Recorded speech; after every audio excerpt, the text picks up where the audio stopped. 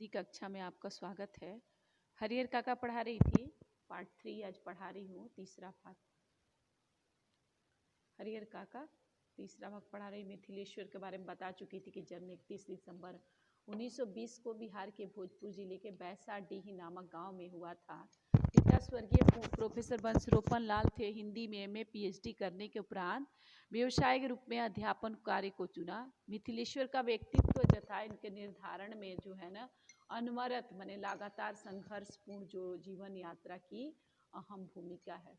अब मैं बता रही थी कि हरिहर काका जब बोल रहे थे, मतलब क्या बोल रहे थे कि उनको जब उनके भतीजे के दोस्त गांव पे आए, उन बीमार से उठे तो उनको अच्छा भोजन करने की इच्छा हो रही थी। तो उस समय क्या हुआ कि उनको मन किया कि अच्छा भोजन मिलेगा, लेकिन भतीजे के दोस्त चले गए और घर में सब खा के भाई लोग खलिहान पर चले गए। लेकिन जैसे ही उन्होंने अपने कमरे से दालान की तरफ प्रवेश किया तो छोटे भाई की बहू ने उन्हें लाकर खाना दिया। रूखा सूखा खाना था, भात मट्ठा और अचार। ये देने के बाद उनको बहुत ज़ोर से गुस्सा है। उन्होंने थाली पटक दिया और बोला कि क्या सोचते हो कि मुफ्त में खाता हूँ? हमारे दिए पे जो चीज़, मेरे 15 बीघा खेत का जो ज़मीन है उसका अनाज जो है ये इसी घर में आता है, इसी से तुम लोग भोग रही हो और मुझे समझती हो फ्री का खिला रही हो। अब मैं तुम्हें बताता हूँ। इस तरह करके वो अभी घर से निकल ही रहे थे। तो हरिहर काका जिस वक्त यह बोल रहे थे उस वक्त ठाकुरबाड़ी के पुजारी जी उनके दालान पर ही विराजमान थे। वार्षिक हुमात के लिए वह घी और शक्कर लेने आए थे। लौट कर इन्होंने महंत जी से विस्तार के साथ सारी बात बताई। हरिहर काका जिस समय यह सब बातें बोल रहे थे उसी वक्त ठाकुरबाड़ी के पुजारी जो थे उनके दालान पे उपस्थित थे। वार्षिक हुमाद माने हवन प्रयुक्त होने वाली सामग्री के लिए वह घी और शकील माने घी लेने गए थे। हवन सामग्री लौट कर उन्होंने महंत जी को, जैसे लौटे महंत जी को विस्तार से सारी बात बताई। माने हरिहर काका के साथ क्या घटना घटी उसके बारे में उन्होंने बताया। उनके कान खड़े हो गए, उनके कान खड़े हो गए। वह दिन वो बहुत शुभ मुहूर्त शुभ महसूस हुआ। उस दिन को उन्होंने ऐसे ही गुजर जाने देना उचित नहीं समझा। तत्क्षण टीका तिलक लगाकर कंधे पर रामनामी लिखी चादर डालकर वो ठाकुरबाड़ी से चले। मैंने जैसे ही महंत ने ये बात सुनी वो सावधान हो गए। उस दिन उनको बहुत अच्छा दिन मालूम हुआ। उस दिन ऐसे गुजर देना उन्होंने उचित नहीं समझे। उसी समय वो क्या किए, अपने सिर पे जो है ना टीका तिलक लगा लिए, रामनामी चादर ओढ़ लिए और ठाकुरबाड़ी से वो चलने लगे। ठाकुरबाड़ी से चल दिए।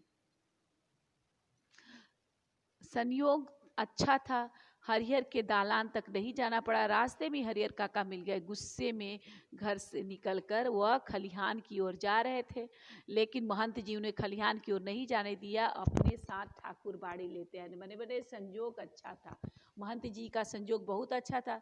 हरिहर जहाँ रहते थे हरिहर काका वहाँ तक उन्हें नहीं जाना पड़ा। रास्ते में हरिहर काका मिल गए।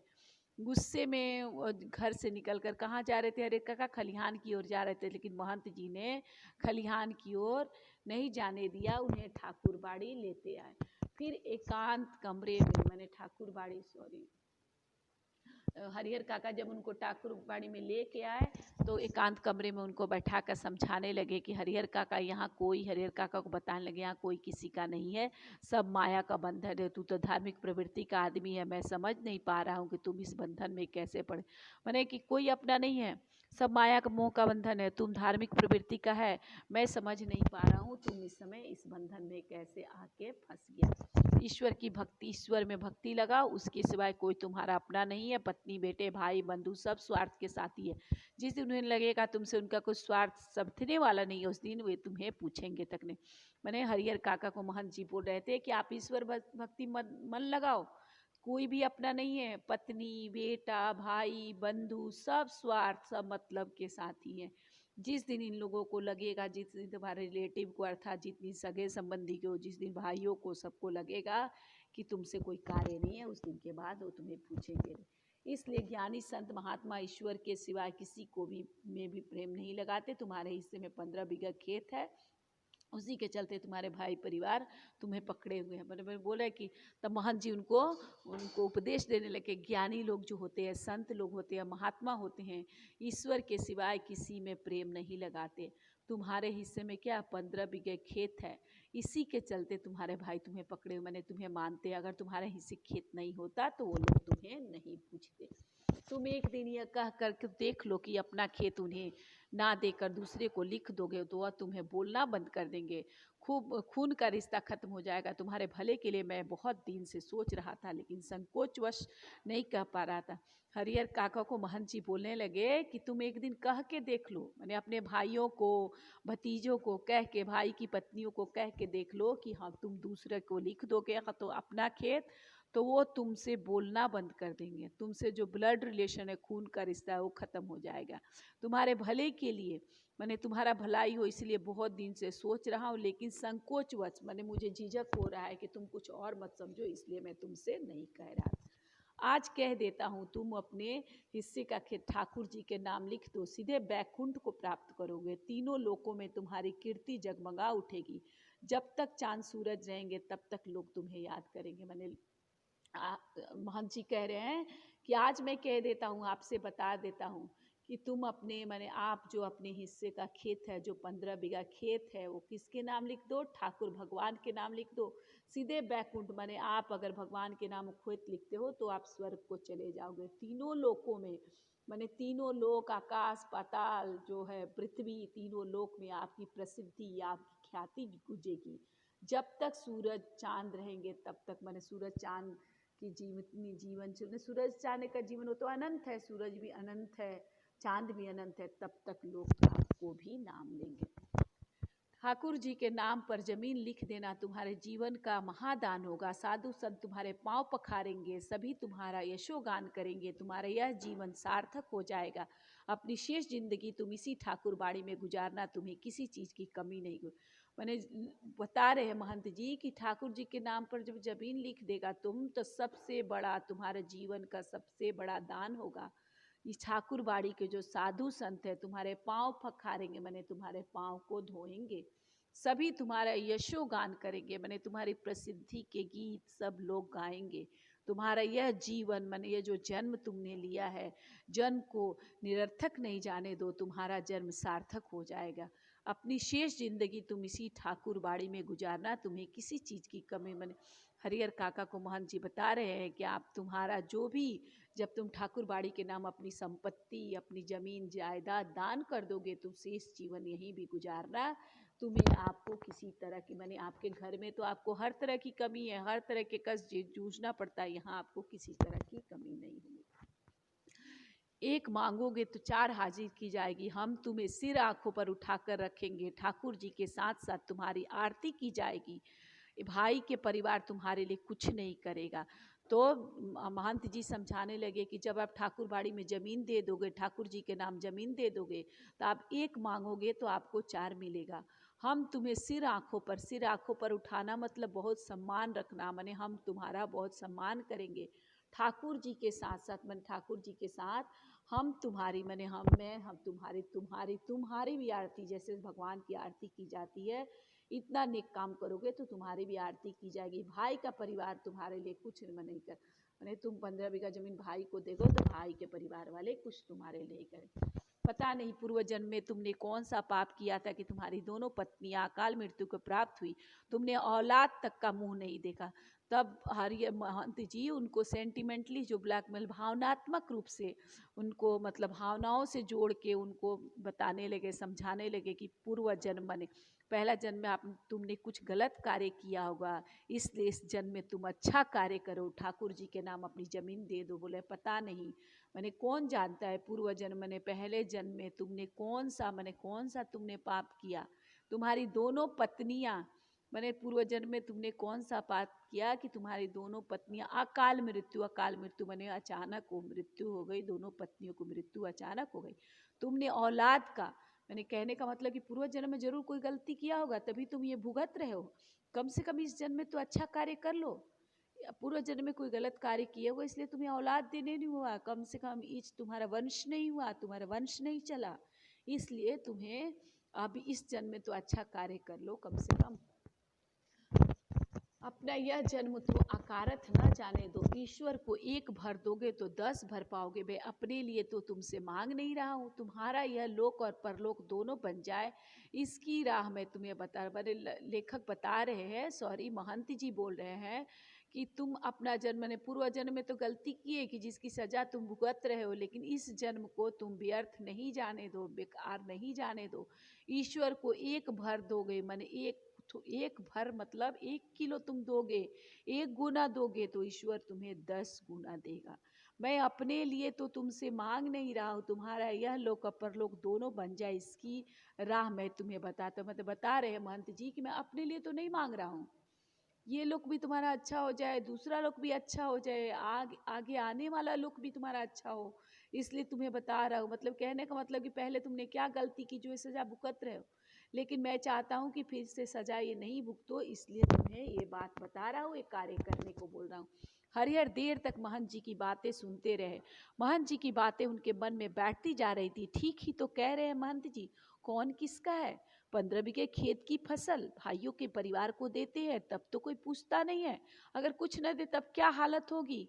इस जीवन में तो यह स्थिति है, मरने के बाद कौन क्या करेगा, कौन याद करेगा। हरिहर बहुत देर तक मेरे महंत जी जो बात कहे, बात में वो कन्विंस हो जाते हैं, उनकी बात को सुनते रहते हैं।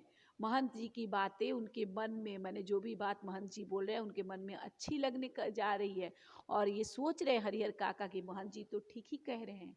कौन किसका है, मैंने कोई भी कभी किसका नहीं है।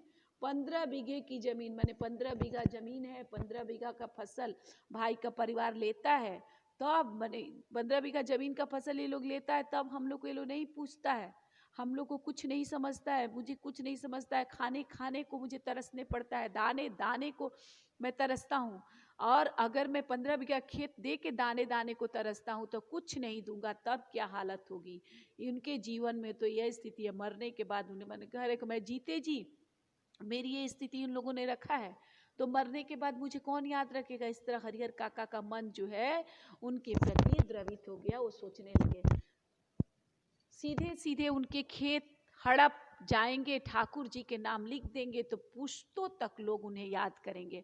अब तक के जीवन में तो ईश्वर के लिए उन्होंने कुछ नहीं किया, अंतिम समय तो यह बड़ा पुण्य कमा ले। सीधे सीधे उनका खेत, मैंने हरिहर काका सोच रहे हैं कि मैं जीवित हूँ तो मेरे साथ ऐसा ऐसा बर्ताव कर रहे हैं, तो मैं मर जाऊंगा तो सीधे इन लोग मेरा खेत हड़प लेंगे, कुछ नहीं करेंगे। ठाकुर, अगर मैं ठाकुर जी के नाम पर ये जमीन लिख दूंगा तो पुश्तो मतलब तक कई पुस्तक, बहुत पुस्तक लोग उन्हें याद करेंगे। ठाकुर जी के नाम अगर जमीन वो लिख देते हैं तो कई पुस्तक तक जो है ना, ठाकुर जी के नाम जमीन लिख देंगे तो अनेक पुस्तक उन्हें लोग याद करेंगे। जी, अब तक के जीवन में मैंने उन्हें, अभी तक जो जिंदगी है, अभी तक जीवन है, ईश्वर के लिए उन्होंने कुछ तो अभी तक नहीं किया, कम से कम अभी कोई पुण्य का काम तो कर ले। लेकिन यह सोचते हुए भी हरिहर काका का मुंह नहीं खुल रहा था। मैंने सोच रहे थे कि ठाकुर जी के नाम कर दें, फिर भी हरिहर काका बोल नहीं पा रहे थे। भाई का परिवार तो अपना ही होता है, उनको न देकर ठाकुर बाड़ी में देना उनके साथ विश्वासघात करना हुआ। मैंने ये सोचकर भी हरिहर काका कुछ नहीं सोच रहे थे, ये सोचते हुए हरिहर काका का मुंह नहीं खुल रहा था। वो सोच रहे थे कि भाई का परिवार अपना ही होता है, उनको अगर हम नहीं दे के ठाकुर बाड़ी में दे देते हैं तो भाइयों के साथ ये विश्वासघात होगा। अपनी बात समाप्त कर महंत जी प्रतिक्रिया जानने के लिए हरिहर की ओर देखने लगे। उन्होंने मुंह से तो कुछ नहीं कहा, लेकिन उनके चेहरे के परिवर्तन का भाव महंत जी के अनुभवी आंखों से छिपी रहे। मैंने महंत जी तो बहुत अनुभवी थे, किसी के चेहरे की हाव भाव, किसी के चेहरे के आने वाले हाव भाव से उनके मन की भाषा समझ लेते थे, मन की बात समझ लेते थे, एक तरह से मनोवैज्ञानिक जैसे थे। इतने लोगों से मिलते थे, इतनी अनुभव था। तो अपनी बात समाप्त कर महंत जी प्रतिक्रिया, मैंने महंत जी कुछ बोलते कुछ कहते, कहे नहीं, अपनी बात बोल दिया, हरिहर काका के मुंह की तरफ देखने लगे। तो हरिहर काका से ने तो कुछ नहीं कहा, लेकिन उनके चेहरे पर जो हाव भाव आ रहे थे, उनके चेहरे का जो बदला हुआ रूप था, उससे महंत जी समझ गए, क्योंकि महंत जी तो अनुभवी थे, उनसे ये बात छुपी नहीं रह सकी। अपनी सफलता पर महंत जी को बहुत खुशी हुई। उन्होंने सही जगह वार किया है। इसके बाद उसी वक्त ठाकुर बाड़ी के 2 सेवकों को बुलाकर आदेश दिया कि एक साफ सुथरे कमरे में पलंग पर बिस्तर लगाकर उनके आराम का इंतजाम करें। मैंने अंदर ही अंदर सोच रहे हैं महंत जी कि मेरे बातों का प्रभाव लगता है हरिहर पे पड़ गया। हरिहर काका के चेहरे का हाव भाव जान के उनको समझ में आ गया कि मेरी बात का प्रभाव महंत जी पर पड़ गया। वो अंदर ही अंदर वो बहुत खुश हुए और तुरंत ही सही जगह उनको लगा कि मैं जो वार किया हूँ, मैं जो आक्रमण किया हूँ, मैं जो प्रहार किया हूँ, सही जगह पर किया हूँ। उसके बाद उसी समय ठाकुर बाड़ी के दो सेवक माने दो नौकर को बुलाकर महंत जी ने आदेश दिया, ऑर्डर दिया। क्या दिया कि एक साफ सुथरे कमरे में पलंग पर बिस्तर लगाकर उनके आराम का इंतजाम करो। मैं तुरंत ही दो सेवकों को उनको चेहरे का हाव भाव से पता चल गया कि उनसे प्रभावित हो रहे हैं। तो उन्होंने क्या किया कि तुरंत ऑर्डर दे दिया दो सेवकों को कि सुंदर से बिस्तर लगाकर एक साफ सुथरा रूम में बिस्तर का इंतजाम किया जाए। फिर तो महंत जी के कहने में जितना समय लगा था उससे कम समय में सेवकों ने हरिहर काका के मना करने के बावजूद उन्हें एक सुंदर कमरे में पलंग पर जा लिटाया। मैंने कह रहे हैं कि महंत जी के कहने में जितना समय लगा था उससे भी कम समय में सेवकों ने, मैंने जो चाकर थे, जो नौकर थे, हरिहर काका कितना भी मना कर रहे, मना करने के बाद भी एक सुंदर कमरे में पलंग पर हरिहर काका को चाके लिटा दिए।